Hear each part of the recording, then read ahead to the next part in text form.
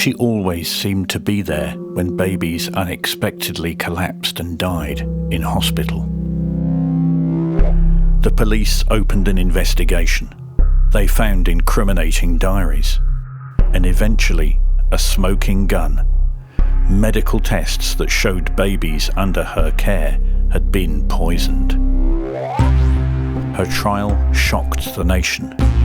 She was found guilty of multiple counts of murder and attempted murder. She was jailed for life, and her 2 attempts at appeals were rejected. Her name is Lucy Letby, the first Lucy. Sentenced in 2003, she was exonerated 7 years later, and the Netherlands forever changed the way it deals with complex medical cases. In the UK, we're going about things differently. Lucy Letby was convicted in 2023, and the Thirlwell inquiry was rapidly set up to learn lessons. But while that was sitting, a panel of the world's very top medical experts forensically went through all the evidence pro bono and concluded, "We did not find any murders. In all cases, death or injury were due to natural causes or just bad medical care." The aim of Lady Justice Thirlwell's report will be to stop the next Lucy much sooner. But if this Lucy is innocent, convicted on flawed evidence, just like the Dutch Lucy, what's to stop the next Lucy being innocent too? And the next?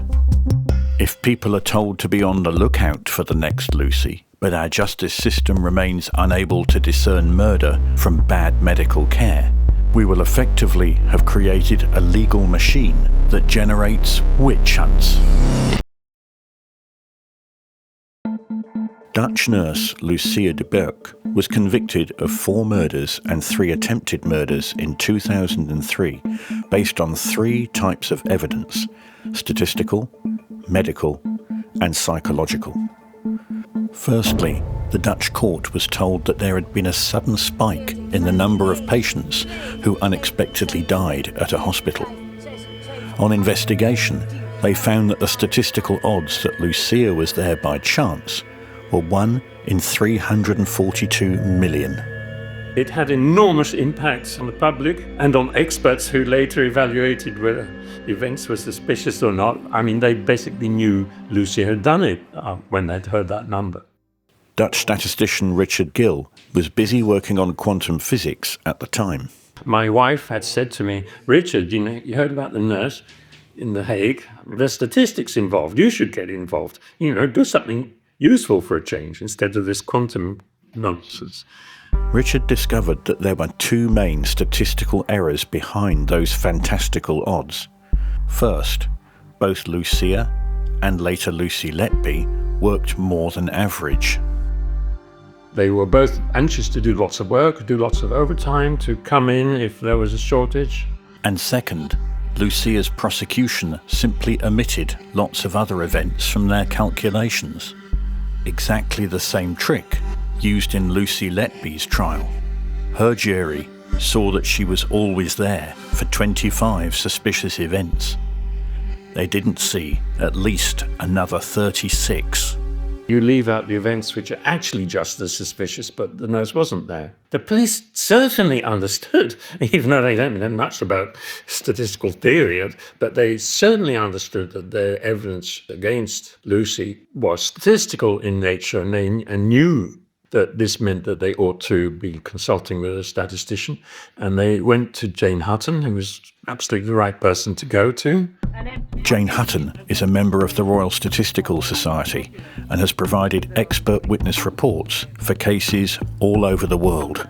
She basically told them how they should have set about things if they wanted to generate data which actually could be statistically analysed sensibly. And then suddenly the CPS stepped in and stopped them, told them to stop that line of inquiry. The Royal Statistical Society released a report which drew on the lessons of the Lucy Letby trial and others before Lucy Letby's trial began. That report was sent to the police and the CPS and like everybody involved in advance. But of course it was too late because the investigation was basically finished and had already made all the mistakes which we identify. Verdachte is geruime tijd alleen met het slachtoffer in één ruimte geweest. En precies in die tijd heeft mevrouw de Berk de gelegenheid gehad om het gif rechtstreeks in het kranenblok van het infuus te kunnen spuiten. In both cases there is one particular smoking gun medical evidence which is very effective in convincing jurors and judges and the public. And in the Lucy de Berk case, that was a digoxin poisoning. Dokter Vos, u onderschrijft de digoxinevergiftiging van baby Timo? Het beeld erbij klopt. De buikloop, ademhaling stopt abrupt. There's the digoxin for Lucy and there's the insulin for Lucy Letby. Nick Johnson, the prosecution barrister, declared in court in his summing up that this was the most solid evidence that they had. The best bit of evidence they had was the insulin poisonings.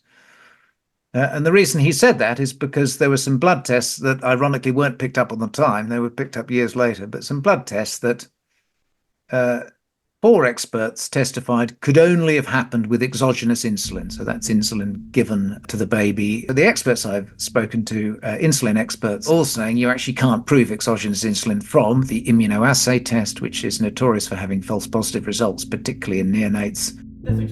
Dr. Shuli's expert panel found evidence of bad medical care, and other test readings simply do not fit the prosecution's theory, a theory which had been presented as fact. Baby 6's insulin level and IC ratios do not prove that exogenous insulin was used, and are in fact within the normal range for preterm infants. I think that's the one area where the case may fall down. People will say, well, look, that's just simply not true. It's not the only explanation. Here are the other explanations. The jury was misled. The insulin cases are the ones that the jury initially found unanimously on, and then they were instructed by Judge Goss that they could use the fact that they'd determined guilt there to determine future guilt in other cases. This controversial process is called chain link proof. Lucy de Berk's supposed proof of digoxin poisoning was used to determine the verdicts in the other cases. Volgens het Openbaar Ministerie is mevrouw de Berk niet alleen verantwoordelijk voor de dood van baby Timo. Mevrouw de Berk is ook verantwoordelijk voor de dood van meerdere patiënten uit diverse Haagse ziekenhuizen. Statistiek, compulsie en daderprofiel zijn van een dermate groot gewicht dat de andere moorden via schakelbewijs regelrecht aan de digoxinemoord gekoppeld kunnen worden. This is the constellation of evidence: statistical, medical, and finally psychological. Dutch police discovered that Lucia had kept a diary. She wrote some very weird things in her diary about her secret compulsion. She doesn't write in her diary what her compulsion was, but that was on the day that she's alleged to have murdered one of the patients. Her shameful compulsion was, in fact, reading tarot cards. For Lucy Letby, she had been writing down jumbled thoughts as part of a hospital-sanctioned therapy program.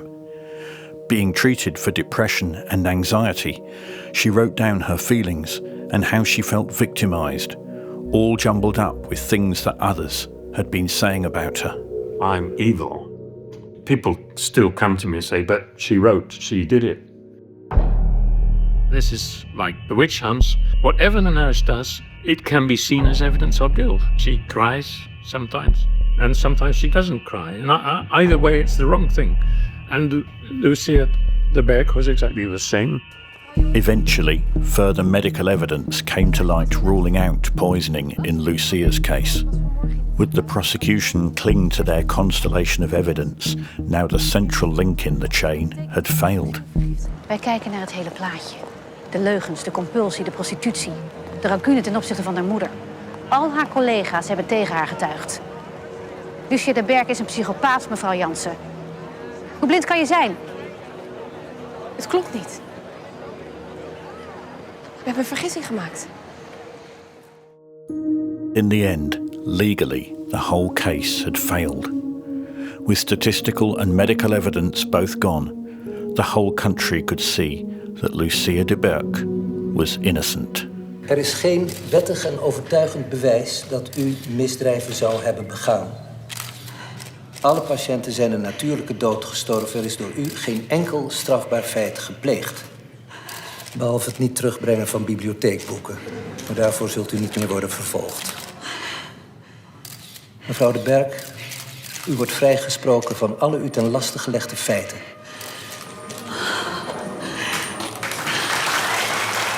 The judges were at pains at the end to make absolutely clear that Lucy didn't kill any babies. They essentially ridiculed some of the prosecution claims. Immediately, she was taken by a fast car to The Hague, and she received the apologies of the Minister of Justice and the Director of the State Prosecution Service. So it was not sort of reluctantly, we are forced to let you go. No. The most important authorities, very, very high up people in the establishment, apologized to her in person. But apologies and financial compensation were not enough. The Dutch justice system had failed in a very public way. That certainly led to a large amount of soul-searching in the relevant establishments. The people in law enforcement, the police, of course, and also public prosecution service.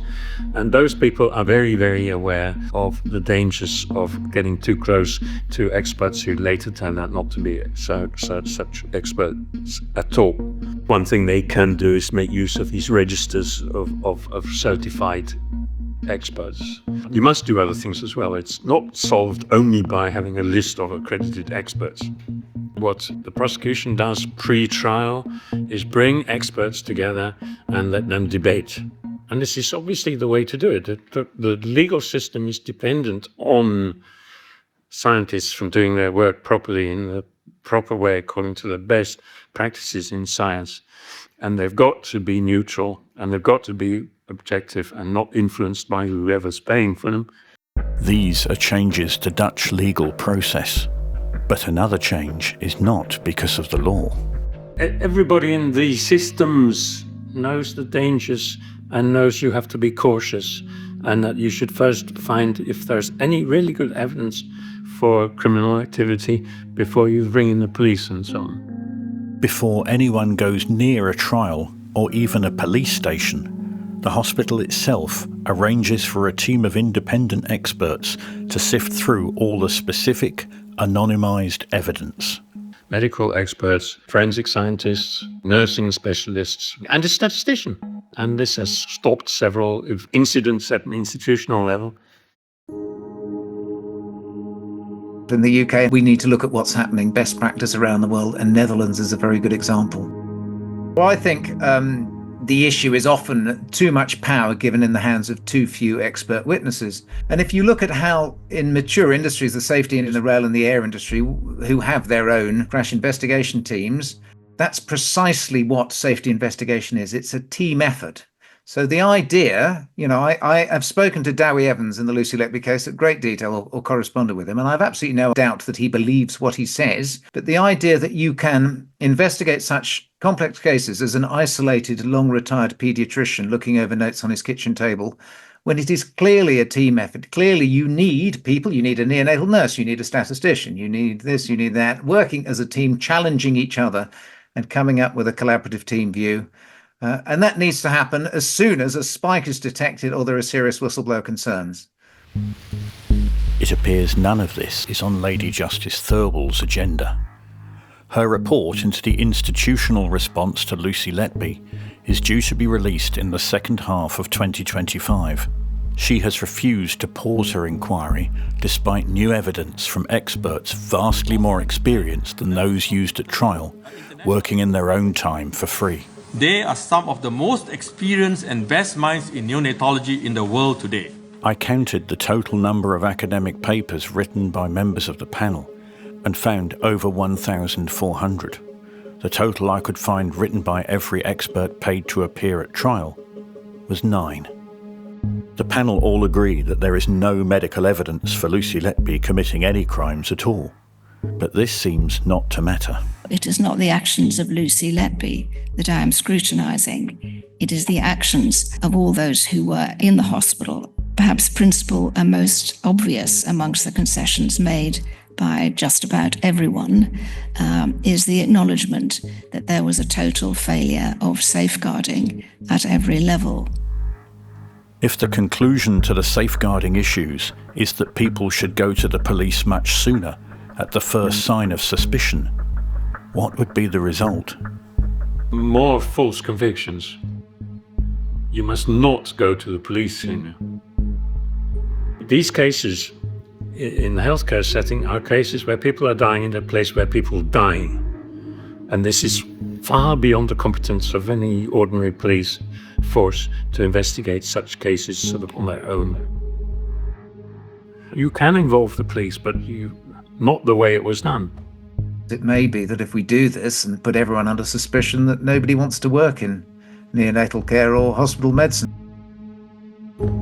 Despite the vast cost of Lucy Letby's investigation, trial and inquiry, a genuinely forensic look at the medical and statistical evidence was never done until after the trial concluded, and then by others. You will spend the rest of your life in prison. Now we stand ready to institutionalise that mistake. Woe betide any nurse in future daring to work overtime on an overstretched NHS ward.